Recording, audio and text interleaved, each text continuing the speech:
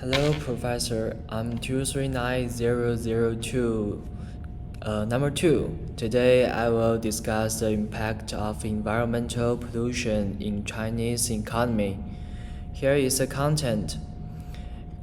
It contains 5 parts. First is introduction.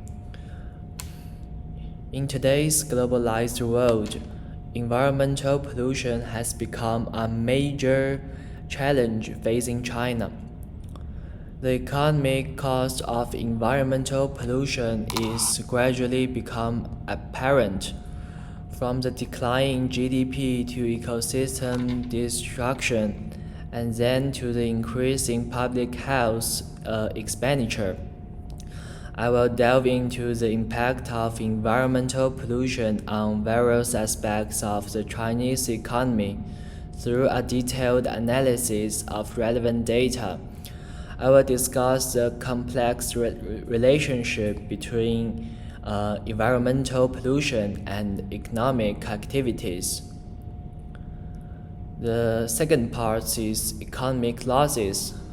Now you might think that places chock full of pollution would have their economies suffering, right? Surprisingly, it's not that cut and dry. Take central China. For example, they've got a hefty amount of sulfur dioxide in the air, but their GDP isn't at rock bottom. It seems like their economy is holding strong, possibly thanks to heavy industry despite the smog. But this could just be a short-term win, with some unseen environmental bills to pay down the road. Now, over the Western China, they're dealing with a lot of particulate matter. Yet, their economy isn't trailing behind everyone else. It makes you wonder if it's not just about how much pollution there is, but also how these areas are adapting and maybe even benefiting economically from activities that causes pollution, at least for the time being. However, let's not get ahead of ourselves. There's always a bigger picture, and in the long run, high pollution can drown our economy.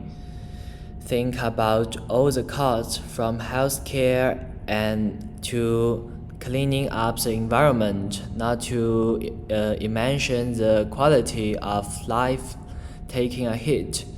So, while the economy might look okay now in this polluted area, we've got to think about future costs that causes really shake things up.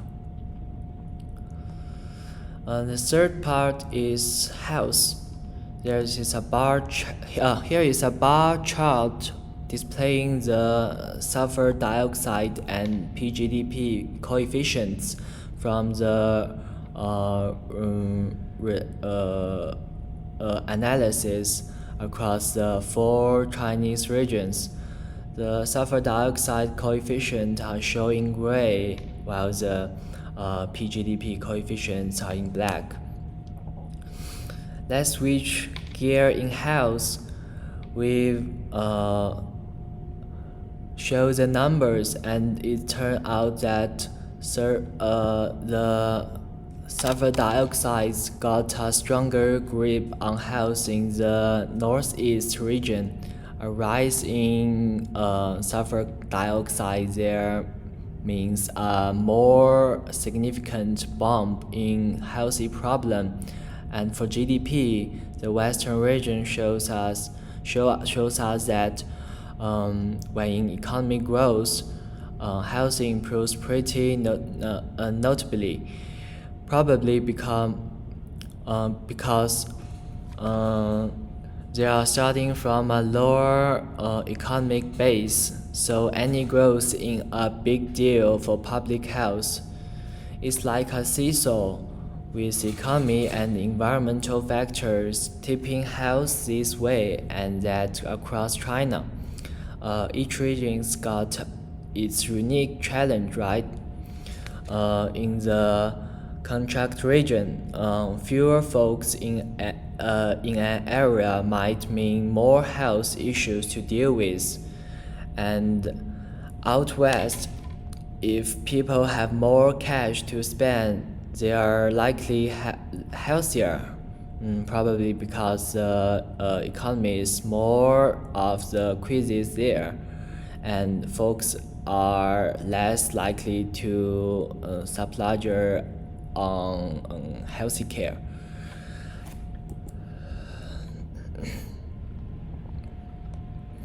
According to data from Chinese Ministry of Environmental Protection, healthy losses caused by air pollution account for approximately 1.2% of GDP annually. These losses include medical expenses, decreased employee ability, and reduced productivity. This data also shows air pollution causes over 7 million deaths worldwide in 2023, which means that 1 in every 8 deaths worldwide died from air pollution-related diseases, for exceeding previous estimates. And the fourth part is ecosystems. The damage of environmental pollution to ecosystems has also had direct and indirect impacts on the economy. According to the research of the Chinese Academic of Science, ecological problems such as water and soil loss, water resources shortage, and biodiversity loss cause about 3% of China's economic loss every year. We translate to approximately $91 billion. In summary, we've got to tackle environmental pollution with a game plan that looks at the full scope of the economy, public health, and ecosystems too. The government needs to balance out chasing dollars with keeping our air and water clean and our people health. It's about shifting gears to a greener economy that lasts. Companies gotta step up too, owning their parts in the pollution story and getting serious about going green. And what about the different parts of China? One size doesn't fit all. The Eastern needs to watch out for how an aging pollution could impact health. The Northeast and the Central region should pump up their medical facilities and get more health workers on the ground. And the West had got a few economic growth to boost public health. So there you have it, folks.